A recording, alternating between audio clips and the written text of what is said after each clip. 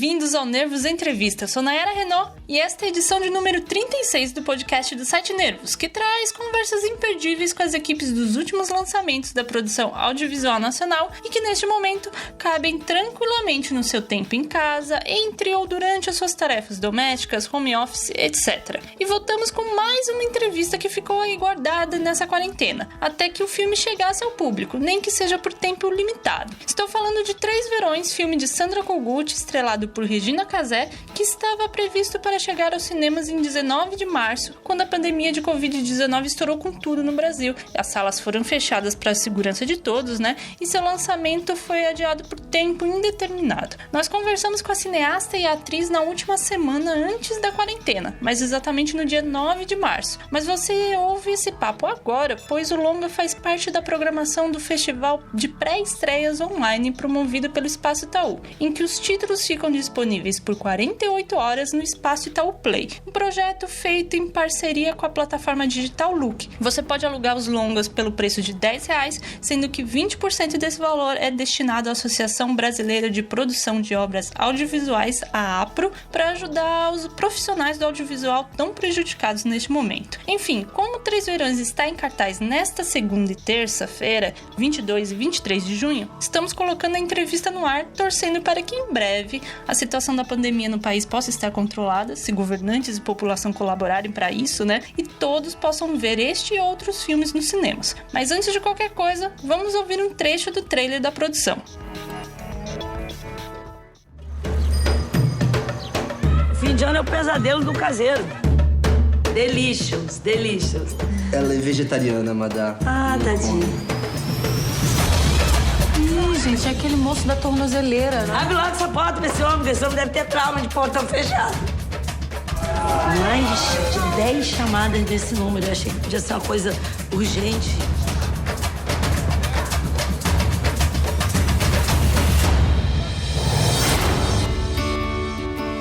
Gente, o que é isso? Pronto, ela é responsável.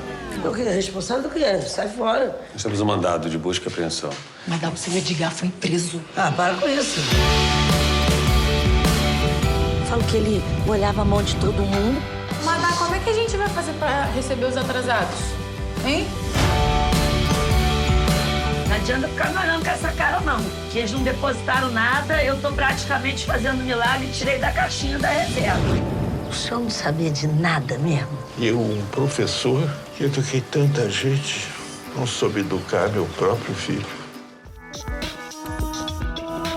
Três Verões teve sua estreia mundial no Festival de Toronto e já passou por outros eventos fora do país, além da Mostra Internacional de Cinema em São Paulo e do Festival do Rio. O público acompanha a história através do ponto de vista de Madá, a personagem interpretada por Regina Casé, que é caseira do luxuoso imóvel de veraneio de uma família que tem sua vida mudada ao longo dos desdobramentos das operações anticorrupção e dramas políticos que afetaram o país nos últimos anos. No caso, a trama se passa justamente nas temporadas de Natal e Ano Novo dos verões de 2015, 2016 e 2017 e observa como os funcionários da casa também são afetados pelo desmantelamento desse clã dos patrões. Nisso, com um grande elenco que ainda traz Rogério Frois, Otávio Miller, Gisele Frois, Jéssica Ellen, Carla Ribas, Daniel Rangel, Carol Pesmel, Vilma Mello e Luciano Vidigal. Na nossa conversa com a diretora e atriz, Sandra Kogut falou da escolha por essa estrutura narrativa e ponto de vista, além de outros detalhes da produção e a recepção em outros países, enquanto Regina Casé comenta sobre a parceria de longa data com a cineasta e a construção da personagem frente aos estereótipos que o público e o cinema às vezes têm. Tudo isso e muito mais que você confere a partir de agora. Sandra, você sempre tratou de questões importantes, sociais, mas sempre procurando um viés diferente, muito pelo olhar infantil em Mutum, em Campo Grande. E agora, então, a partir de que momento que surgiu a ideia de falar sobre as transformações do país pós, Operação Lava Jato, mas indo justamente para esse olhar de quem geralmente seria figurante nessa história, mas que na verdade é tão ou mais afetado na vida real por isso? É engraçado assim, porque realmente, se eu for olhar os filmes que eu já fiz, as coisas que eu já fiz, eu sempre me interesso por pessoas que não estão no centro do quadro, assim, ou porque são crianças, ou porque são idosos, Ou no filme que eu fiz com a Regina há muitos anos atrás, era uma moça, uma menina que morava na periferia. Na hora que eu estou fazendo, eu não tenho tanta consciência disso, mas é verdade que se tenta criar uma coerência, você vê que essas são as pessoas que mais me atraem, mais me interessam, porque eu acho que esses olhares são sempre mais agudos, mais interessantes, assim, de uma certa maneira, menos previsíveis. Então, se essa era uma história que a gente ia contar, que não estava sendo contada, né, nas muitas histórias que a gente ouvia, dos escândalos, das prisões e tal, essa era uma coisa que ninguém estava falando, esse era um jeito muito interessante de você contar essa história. E do mesmo jeito, assim, criar capítulos, né, fazer com que fossem episódios, né, é sempre a última semana do ano, são 3 anos seguidos, na mesma casa.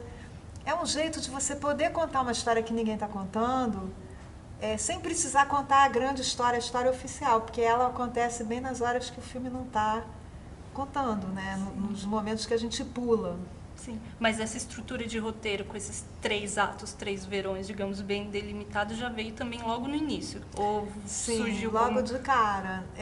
Na verdade, até isso era um desejo antigo que eu tinha, de fazer uma história que se passasse numa casa de férias, assim, que as pessoas não moram, que a gente fosse entendendo a vida daquelas pessoas naqueles momentos que elas estão ali. Eu tinha vontade de fazer isso há muito tempo, mas aquilo toma corpo, toma sentido quando aquilo serve a uma história. Sim. Senão é só um exercício qualquer. E nesse caso era muito bom para você falar justamente de pessoas que estão à margem, para você contar uma história que não está sendo contada, que a outra, que a gente conhece, que todo mundo já ouviu, fica no fundo, para você inverter isso. Sim.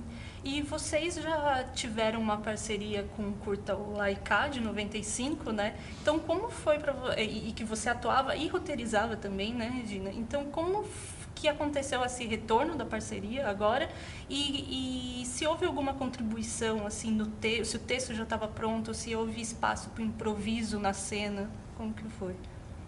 Houve bastante espaço para improviso e também a gente, nesse intervalo, a gente fez outras coisas, televisão e tudo, quer dizer, não foi só o Laika e agora, né? E uma convivência muito próxima também, pessoal e tudo isso. E todo mundo fala, quando ela te mostrou o roteiro, quando ela te convidou, não foi bem assim, a gente estava se vendo todo dia e aí saiu a grana e ela tinha um prazo certo para fazer. Eu, miraculosamente, não estava fazendo o programa. Foi uma conjunção astrológica muito boa, sim, que a gente buscava há muito tempo. A Sandra morou muito tempo fora do Brasil. Eu também fiquei com um trabalho que era muito seguido, que não daria para abrir esse espaço. Então eu acho que tudo isso contribuiu, e a urgência eu acho que trouxe coisas muito boas, porque ela tinha outras histórias na cabeça, mas histórias que já estavam meio cristalizadas, já estavam ali e tal. Isso trouxe um frescor do que a gente estava falando no momento, do que estava passando na televisão, do que a gente estava observando na hora. E a gente também tem um passado documental muito grande. Eu e ela também, mesmo na ficção, sempre temos pelo menos um côté documental. E aí eu acho que isso fez com que rapidamente se configurasse que era esse filme, que era esse personagem. Não teve um período, e daí ela me mostrou, eu li o roteiro, eu analisei. Não, eu acho que tudo isso foi acontecendo meio junto, assim. Sim, sim. E até, como vocês falaram, né, as notícias acontecendo ao mesmo tempo, isso influiu de alguma forma enquanto vocês iam rodando o filme, ou não? Vocês preferiram deixar a história fechadinha como vocês fizeram? Acho que as notícias não influíram, mas o ambiente no qual a gente estava, né? Desde procurar a casa, até durante as filmagens, enfim, estava em constante diálogo com o filme, né? Às vezes a gente via situações e cenas e até falas das pessoas que estavam no roteiro, ou que a gente tinha uma conexão direta com o roteiro. Sim. Eu acho muito bom quando isso acontece, a Regina tem certeza também, porque captar o espírito do momento, né? Alimenta o filme, né? O filme não fica uma coisa toda congelada, a gente está o tempo todo melhorando, repensando, e ainda mais esse filme que a gente fez tão rápido e com o que a gente tinha à mão, né? Sim. E assim, Regina, à primeira vista, né, o público pode se lembrar muito de outras personagens suas, com a Madá, mas logo fica clara a diferença de que ela é muito mais direta, ela fala na lata, ela tem os sonhos dela, assim, muito claros que diferenciam da Val ou da Lourdes agora e tudo mais. Então, eu queria que você comentasse como foi a construção da personagem para você, pensando nisso, e também algo que você, acho que chegou a comentar numa entrevista durante a época da divulgação do Amor de Mãe, de que existem mais mulheres além do estereótipo da empregada, né? Que sempre o público acha que às vezes é só, mas não, que há algo, uma variedade a partir daí. Eu nem pensava que o fato de eu estar fazendo agora, então, simultaneamente, duas mulheres da mesma classe social com o mesmo tipo de emprego ou de não emprego, porque eu não acho que é uma escolha, nem é uma carreira ser empregada doméstica, mas é uma oportunidade boa para a gente refletir sobre isso e muito legal para comparar uma com a outra, porque isso só, se eu tive a graça de fazer uma diferente da outra, isso já é um serviço, acabou virando quase um libelo, manifesto contra esse tipo de preconceito, e que não era a intenção, era simplesmente fazer dois personagens, mas isso estava tão entranhado de que todas as empregadas são iguais, que acabou virando um rompimento com essa ideia, com esse preconceito, né? E eu fico muito feliz que isso tenha acontecido comigo e que eu tenha tido a oportunidade de simultaneamente, porque aí tem um comparativo. Senão as pessoas vão falar, mas era parecida. Mas elas estão vendo ao mesmo tempo, né?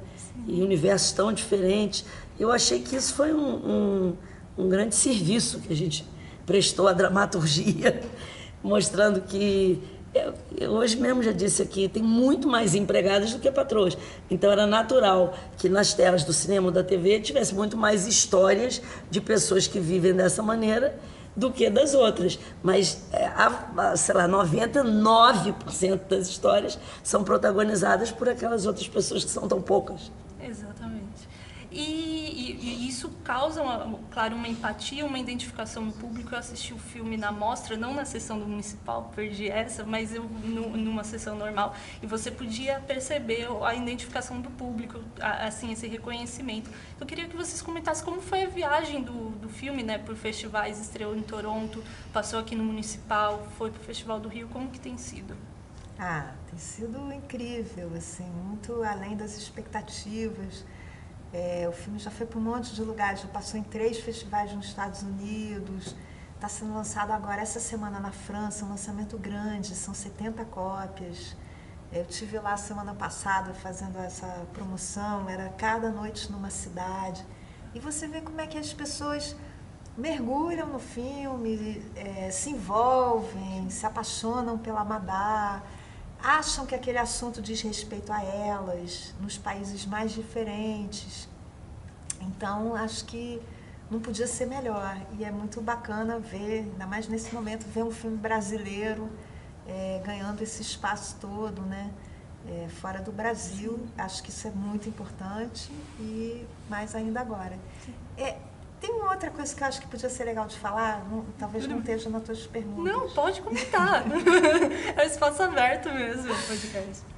Mas tem um negócio que pouca gente pergunta e que acho que é super importante nesse filme, que é assim, é um filme no cinema, é um filme de cinema, mas ele dialoga com um monte de tipos de imagens. A gente está falando de muitas histórias que a gente via na televisão. Os personagens usam muito as mídias sociais, tem as câmeras na casa, todo mundo está meio o último ato, espionando todo mundo, tem o Skype. Então, tem uma coisa assim de ter tipos diferentes de imagens que tem a ver com as relações de poder, né? Por exemplo, para os empregados, as redes sociais, o celular, é um instrumento de trabalho, assim, eles precisam daquilo. Para uma certa elite, para aqueles patrões, é um símbolo, é uma maneira de você ostentar ali uma certa identidade de riqueza, né? E o celular tem um papel narrativo também na história, né? Também tem um papel narrativo. Isso é um negócio que é bem importante no filme, que eu acho que também leva o filme para um lugar muito contemporâneo, assim, desse momento que a gente está vivendo. E que eu também percebi nos debates em outros países como é que isso toca as pessoas. Quando a gente estava preparando o filme, a gente criou perfis para os personagens nas redes sociais, tinha página do Facebook dos negócios da Madá. Isso até criou uma coisa meio... Uma hora o algoritmo ficou maluco, começou a oferecer se eu queria ser amiga da Madá, porque foi misturando com pessoas da vida real e tal. E depois isso acabou, eu ia até usar essas imagens todas e acabei achando que não precisava, que isso já estava no filme de um jeito muito legal. Mas enfim, acho também que é uma coisa legal de falar. Bacana, legal isso. E até você comentando sobre essa questão da tela e tudo mais, tem aquela cena final, não chega a ser a cena final, mas no último ato, que tem uma quebra, assim, do ato mais cômico, né, daquele momento mais cômico do filme, e que vai puxa para a emoção total, né? Mais trágico. Exato, né? Exato. Então, como que foi rodar aquela cena, assim, foi de uma vez só? Não, como que aconteceu? Não foi de uma vez só, a cara da Regina. A gente até fez de novo essa cena no segundo dia, mas essa cena, para mim, ela é assim, um diamante bruto. Eu acabei usando uma boa parte da primeira vez e da emoção aflorando ali. Sim. Porque eu acho sempre que isso é a coisa mais emocionante que tem. Assim. Eu ver uma pessoa chorando no cinema não me emociona tanto quanto eu ver uma pessoa tentando não chorar ou mudando de emoção, assim. Ela não está triste e aí aquilo brota nela. Então, isso é o que acontece, né, nessa cena e eu realmente acho essa cena, assim, um trabalho da Regina incrível, incrível. Que por mais que a gente tenha trabalhado em volta dessa cena, ela surgiu ali inteira, que nem uma pedra bruta.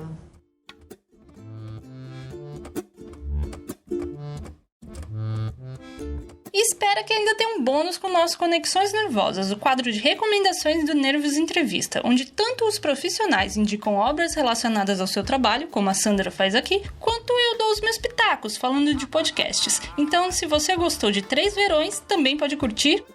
Assim, eu sou péssima disso, porque eu até gosto de muita coisa e tal, mas não é uma coisa muito consciente. Eu nunca penso nisso, nunca pensar tal filme. A gente ouviu algumas vezes, assim, eu ouvi entrevistas ao longo desse período aí de promoção, muita gente associou ao Parasita, o filme Parasita, pela temática, né, a coisa das classes sociais numa casa. Teve alguns críticos que falaram na Regra do Jogo, do Renoir, que já é um clássico. Também é um filme que é numa casa, você tem as duas classes sociais e tem uma particularidade nesse filme que é assim, eles estão na véspera da guerra, da Segunda Guerra, e ninguém está vendo o que está vindo pela frente. E a gente vê o filme e a gente sabe o que vem pela frente. Então, é muito interessante. Acho que por isso também que compararam com esse filme. Então, vai assistir o Parasita e a Regra do Jogo. Mas depois de 3 Verões. Mas parece super pretensioso falar isso. Então, eu estou falando isso porque foram coisas que as pessoas falaram, né? Os críticos. É isso. Obrigada, gente. Obrigada pelo tempo de vocês, tá? Obrigada a você. Essas dicas estão anotadas no post deste episódio no site www.nervos.com.br e na descrição na plataforma em que você nos escuta neste momento. E está lá também o link da minha dica de hoje, que tem a ver com a comemoração do Dia do Cinema Brasileiro, na última sexta, 19 de junho. É que quando eu comecei com o Nervos Entrevista em 2018, os podcasts de cinema que eu conhecia eram quase todos com formato de debates, né? Em sua maior parte, né? Um ou outro episódio, às vezes, tinha alguma entrevista. E o único realmente dedicado a entrevistas com foco no cinema nacional era o Central Cine Brasil. Ele foi criado em 2016 e é comandado pelo Paulo Júnior, Lucas Borges e Murilo Costa. E a cada episódio destaca um lançamento brasileiro nos cinemas e agora no streaming, conversando com os realizadores e também trazendo notícias da área. Ou seja, mais conteúdo para você se informar sobre a nossa produção cinematográfica no país, além do que você confere aqui.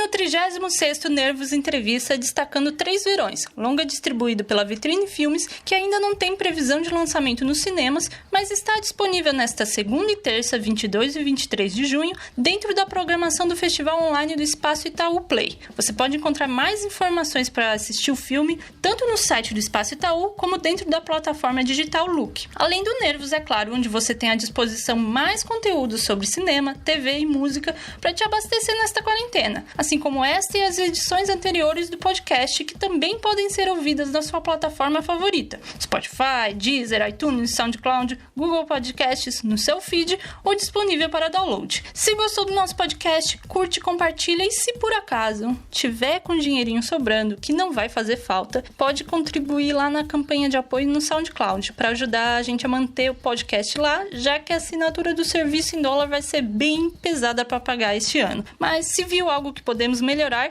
comenta ou escreve para o Nervos Site, tudo junto, nervossite@gmail.com, pois queremos atender bem para atender sempre. Obrigada pela audiência, até o nosso próximo encontro sonoro e, se puder, fique em casa.